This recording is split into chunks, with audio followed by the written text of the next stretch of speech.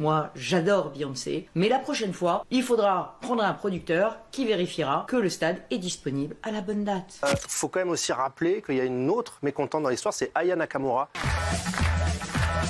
À bientôt 50 ans, Leonardo DiCaprio multiplie les conquêtes féminines et la superstar a un petit penchant bien connu pour les femmes plus jeunes que lui.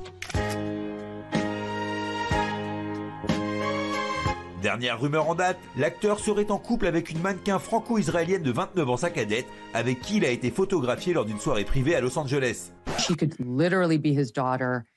Cette relation entre DiCaprio et cette jeune fille de 19 ans a créé la polémique outre-Atlantique et la star de Titanic s'est fait lyncher sur les réseaux sociaux en se faisant traiter de pervers.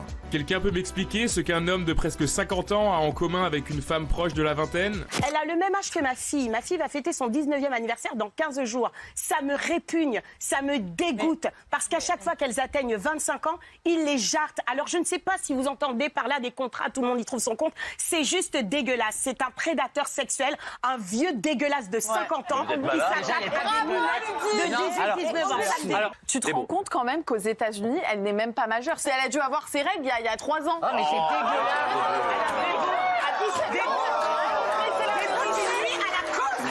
Écoutez-vous, tu dis prédateur sexuel, franchement, t'as de la chance, comme dit Mathieu, qu'il soit américain. Parce que là, c'est Emile Louis, le prédateur sexuel, c'est Francis Holm, etc. C'est pas Leonardo DiCaprio. Puis voilà, c'est un gentleman agreement. Tu peux dire qu'elle est peut-être un peu vénale, qu'elle veut se faire sa pub, etc. Ils sont chacun d'accord sur les termes du deal, comme a dit Benoît, etc. Accusée d'être responsable de l'absence d'une seconde date pour le concert de Beyoncé au Stade de France en raison de travaux sur le RER B, Pécresse a contre-attaqué mercredi en mettant en cause la société de production du spectacle pour dire que c'est pas à cause de nous. Alors elle a fait une petite vidéo en chantant très drôle. J'ai reçu de nombreux messages de fans de Beyoncé extrêmement déçus par l'annulation de sa deuxième date de concert à Paris. Alors, il paraît que c'est de ma faute. Je vais rectifier les choses et le dire clairement, je n'y suis rigoureusement pour rien. J'ai le dos large, mais faut pas charrier.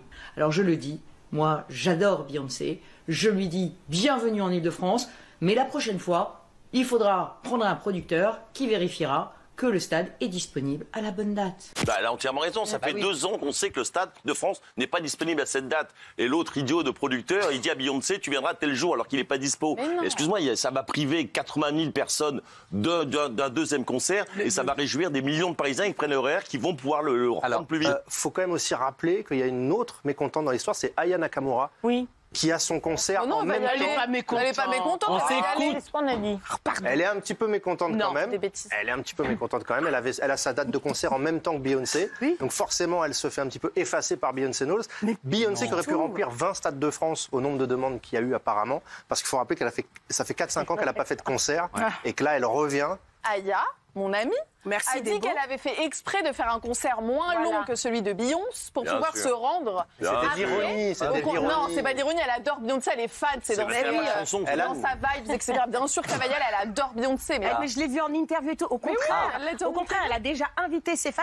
Elle a dit à Beyoncé, elle l'a interpellé genre sur Twitter en lui disant t'as intérêt à faire un concert de 4 heures comme tu sais si bien le faire. Le mien, il durera 2 heures par contre, parce qu'on va tous se précipiter après au Stade de France. Iris Mittenard, ancienne Miss France. Elle a posté cette photo, elle s'est fait massacrer sur les réseaux parce qu'on a dit c'est ça la plus belle femme du monde. Elle a ici, là on voit mal, c'est pixelisé, mais ici elle a des petites vergetures. Bah oui, comme tous les êtres humains. Et tout le monde a des vergetures. Donc il y a marqué, les gars, la plus belle femme du monde c'est pas elle, désolé, il y en a beaucoup plus jolies, sans vergetures, elle va vieillir, ça ira moins bien. Et encore elle a du maquillage. Elle a répondu en 2023, il y a encore des gens choqués par des vergetures. J'ai toujours eu ces vergetures, ça n'a jamais empêché les gens de me trouver belle. Le problème sur les réseaux sociaux, je trouve qu'en général, ce sont les femmes qui se bastonnent entre elles. Mais souvent, c'est des réflexions de meufs envers des nanas. Mais même au boulot, Non mais c'est vrai. Et je trouve que c'est triste justement qu'il n'y ait pas cette espèce de sororité. À un moment donné, il faut un tout petit peu serrer les coudes entre nous parce qu'on a déjà un monde dans lequel on vit qui est un petit peu compliqué. Et je trouve qu'entre femmes, le jour où ça cessera ce genre de commentaires, mais vraiment fielleux, le monde ira beaucoup mieux. Laetitia Hallyday retire son mandat de la famille Kretz. Voilà, la série L'Agence cartonne en ce moment. C'est une sorte de série télé-réalité sur la famille Kretz. On a de la chance, on voit des lieux que personne ne voit. On ouvre des portes que personne n'ouvre. C'est dingue. Déjà, je vous dis juste que maintenant, l'estimation serait aux alentours de 10,5 millions d'euros. Là, elle l'a retirée parce qu'elle pense que vraiment, c'est pas bien pour elle de passer par les médias. C'est quoi l'histoire? Qu'est-ce qu'on en fait de cette maison? On l'a détruite? En fait, elle a fait une grosse bêtise. Elle a continué ce qui était déjà le cas, c'est-à-dire elle a contribué à pipoliser, à médiatiser une maison qui n'a pas besoin de l'être. Et en gros, la plupart des gens qui se renseignent, ils n'ont pas envie parce qu'ils vont savoir, les gens vont savoir qui ils sont, combien ils ont payé pour aller dans cette maison. Donc ça, c'est la première chose. Donc elle est passée maintenant, elle a donné, pas l'exclu, mais il y a plusieurs agences, plus de 2, il y en a 3 ou 4 qui peuvent vendre cette maison. Et qui a un énorme problème qui n'a pas encore été dit. Tous les potentiels clients qui y vont en ressortent déçus parce qu'elle n'a que des petites pièces. Il y a 2 autres problèmes aussi avec la maison de Johnny Hallyday, je pense.